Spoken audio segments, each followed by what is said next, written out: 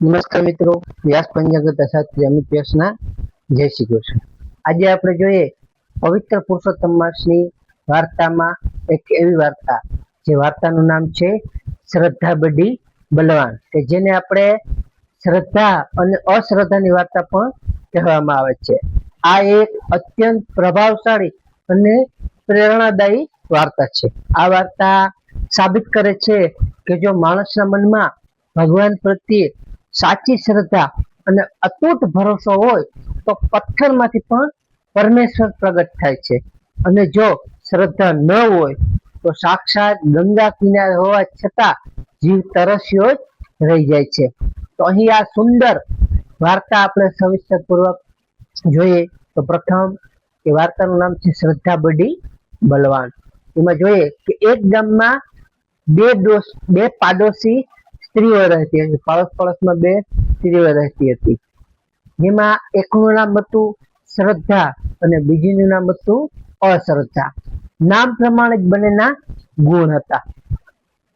શ્રદ્ધા ખૂબ જ ભોળી, સંતોષી અને પ્રભુ ભક્ત હતી. તેને ભગવાન ન્યાય પર અને તેમની કૃપા પર અઢળ ભરોસો હતો. તેનું ઘર ખૂબ જ ગરીબ હતું, પણ મન બહુ તેમનું મોટું હતું. અશ્રદ્ધા હતી એ સ્વભાવે થોડી લોભી, શંકાશીલ અને દેખાડો કરનારી હતી. તેને ઘરમાં સુખ ખૂબ સાહેબી પણ હતી અને ભગવાનમાં કોઈ તેને સાચો જીવ નહોતો. તે હંમેશા નકારાત્મક વિચારો જ વિચારતી હતી. ત્યારે પુરુષોત્તમ માસનું વ્રત આપણે જોઈએ કે જ્યારે પવિત્ર પુરુષોત્તમ માસ આવ્યો ત્યારે બંને સ્ત્રીઓએ વ્રત રાખવાનું નક્કી કર્યું.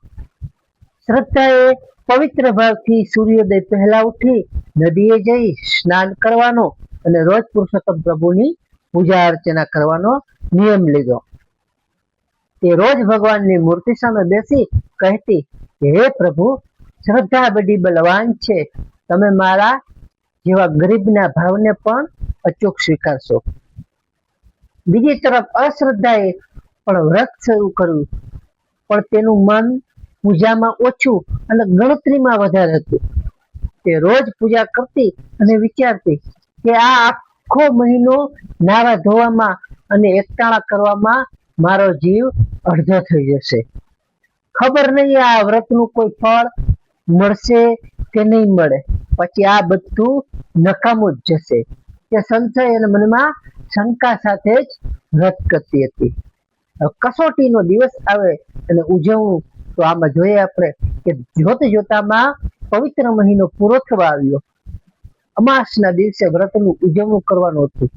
શ્રદ્ધા પાસે બ્રાહ્મણોને આપવા માટે કિંમતી દાન પણ નહોતું.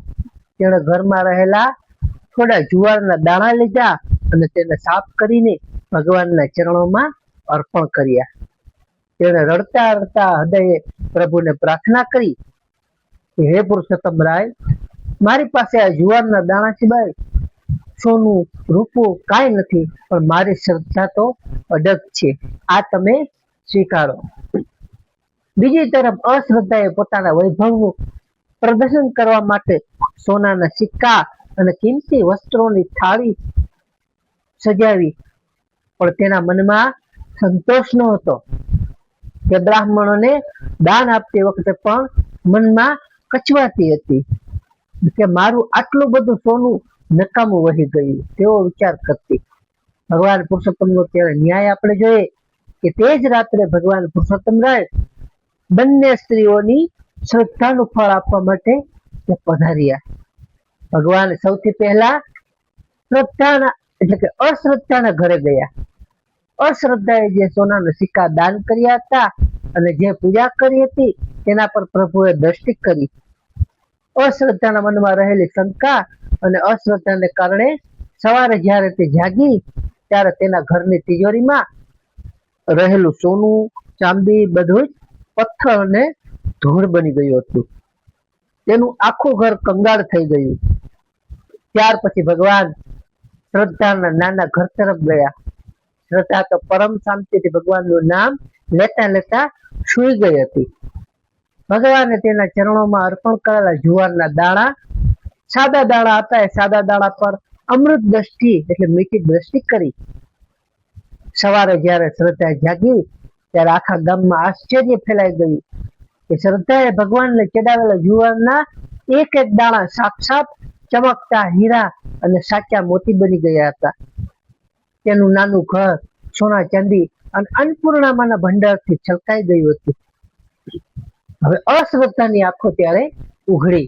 એવું આપણે જોઈએ તો પોતાનું બધું ધન ધૂળ થઈ ગયેલું જોઈ અશ્રદ્ધા રડતી રડતી શ્રદ્ધાના ઘરે આવી.